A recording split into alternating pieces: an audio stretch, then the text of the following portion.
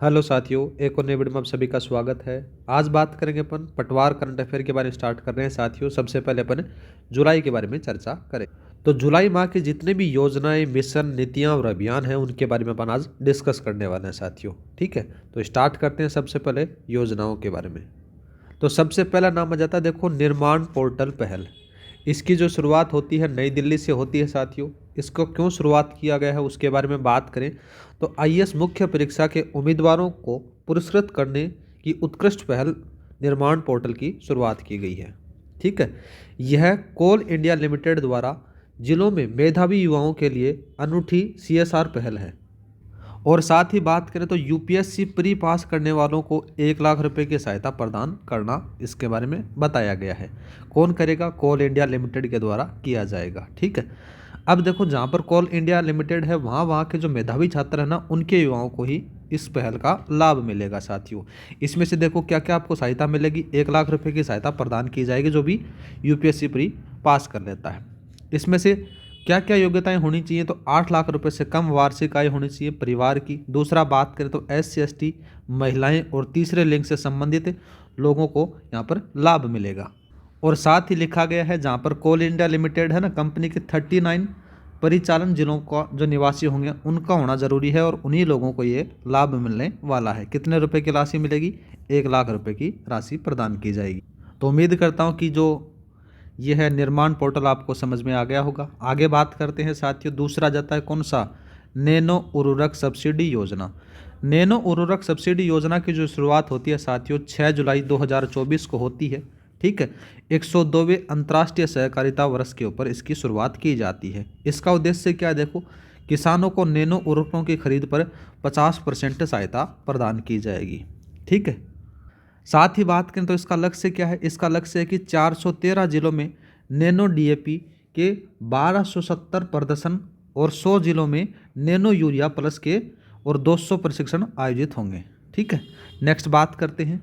इस योजना के अंदर से बात करें तो राष्ट्रीय सहकारी ऑर्गेनिक्स लिमिटेड के द्वारा उत्पादित भारत जैविक आटा का शुभारंभ किया गया है। ठीक है, ये थोड़ा सा याद रखना, किसके द्वारा? राष्ट्रीय सहकारी ऑर्गेनिक्स लिमिटेड के द्वारा। ठीक है, नेक्स्ट बात करते हैं MSME टीम पहल।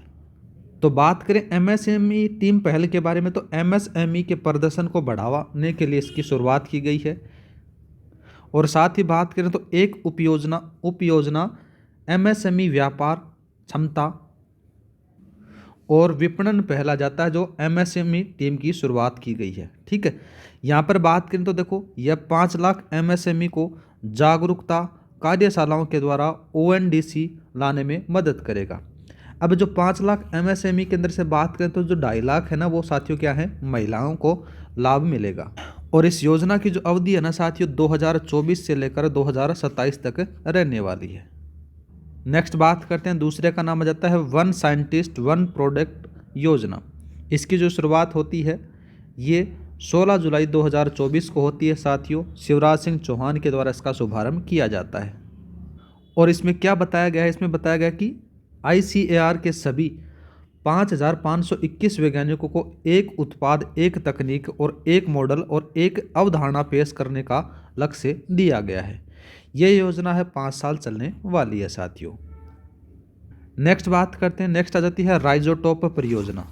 राइजोटॉप परियोजना के बारे में बात करें, देखो साथियों क्या है, यह दक्षिणी अफ्रीका के वैज्ञानिकों ने शुरू की गई है।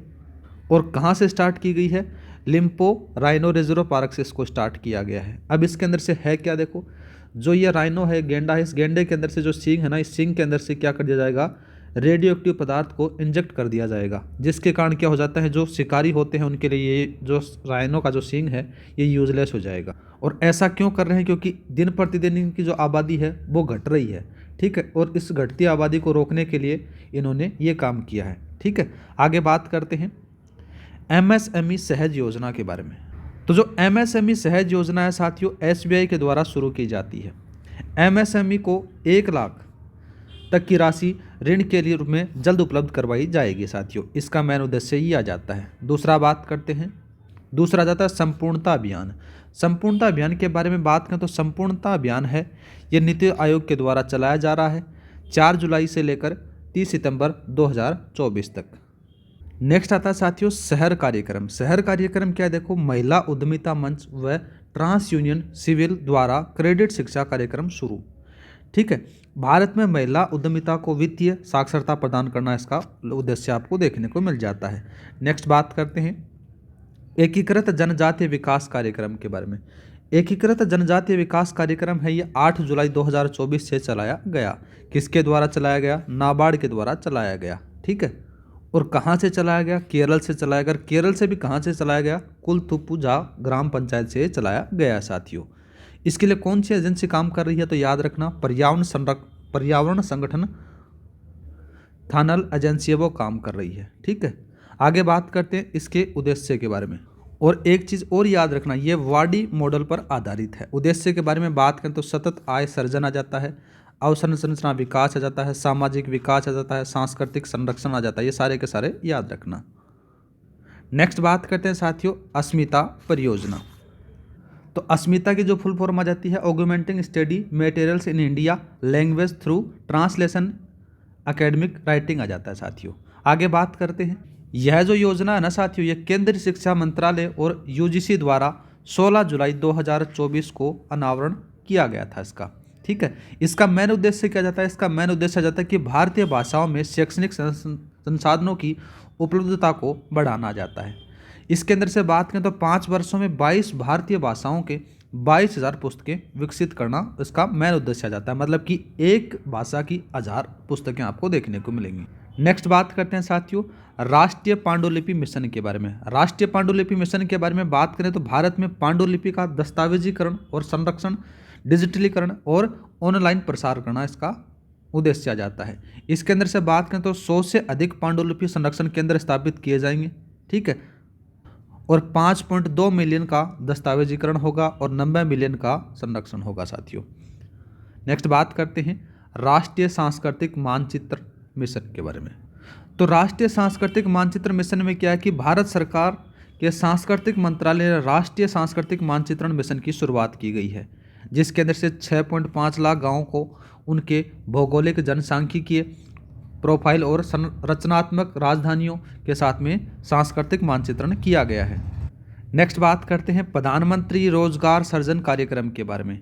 इसके अंदर से क्या कि खाद्य और ग्रामोद्योग आयोग के माध्यम से एमएसएमई मंत्रालय और गैर कृषि क्षेत्र में नई सूक्ष्म यूनिट स्थापित करने में उद्यमियों की सहायता के लिए जो यह लागू किया जाता है। क्या लागू कर रहा है? PMEGP लागू कर रहा है साथियों। आगे बात करते हैं तो पारंपरिक कारीगरों, ग्रामीणों और शहरी बेरोजगार युवाओं को उनके दरवाजे पर रोजगार के अवसर प्रदान करना इसका उद्देश्य आपको देखने को मिल जाता है। नेक्स्ट बात करते हैं प्रोजेक्ट परी के बारे में। इसका नाम बात करते हैं तो भारत की जन कल्याण के बारे में बात की गई है। तो इसके अंदर से क्या देखो सांस्कृतिक मंत्रालय ने इसकी शुरुआत की गई है। स्वायत्त संस्था ललित कला अकादमी ने देश में 150 कलाओं जो कलाकारों को क्या किया है? आमंत्रित किया है साथियों। दिल्ली में आयोजित विश्व धरोहर समिति की बैठक में 46वें सत्र में के अवसर पर क्या किया गया साथियों? इस प्रोजेक्ट की शुरुआत की जाती है। राजस्थान के अंदर से बात करें तो फर्ड पेंटिंग्स आ जाता है, पिछवाया पेंटिंग आ जाती है और बनी ठनी पेंटिंग को शामिल किया गया है। ये 3 इंपॉर्टेंट हैं, याद रखना कौन कौन सी? फर्ड पेंटिंग, पिछवाया पेंटिंग और बनी ठनी पेंटिंग है, इनको शामिल किया गया है। किस में शामिल किया गया है? प्रोजेक्ट परी के अंदर से। आगे बात करते हैं महाराष्ट्र की लड़ाका भाऊ योजना शुरू। इसकी जो शुरुआत होती है ये 17 जुलाई से की जाती है साथियों। इसका उद्देश्य क्या है? देखो ITI डिप्लोमा होल्डर्स से और 12वीं जो पास जो लोग हैं और जो ग्रेजुएट तक हैं उनको क्या मिलेगा? 10,000 रुपये प्रतिमाह दिया जाएगा। और साथ ही बात करें तो चालू वित्तीय वर्ष में 10 लाख युवाओं को इंटर्नशिप भी मिलेगी साथियों। इसी के साथ में जो जुलाई की योजनाएं, मिशन, नीतियां और अभियान हैं वो यहाँ पर कंप्लीट हो जाती हैं साथियों। क्लास अच्छी लगी हो तो लाइक और सब्सक्राइब करना ना भूलें, जिससे मेरे को थोड़ा बहुत मोटिवेशन मिलेगा और आपको क्लासेस कंटिन्यू मिलते रहेंगे। आज के लिए इतना ही। जय हिंद, जय भारत।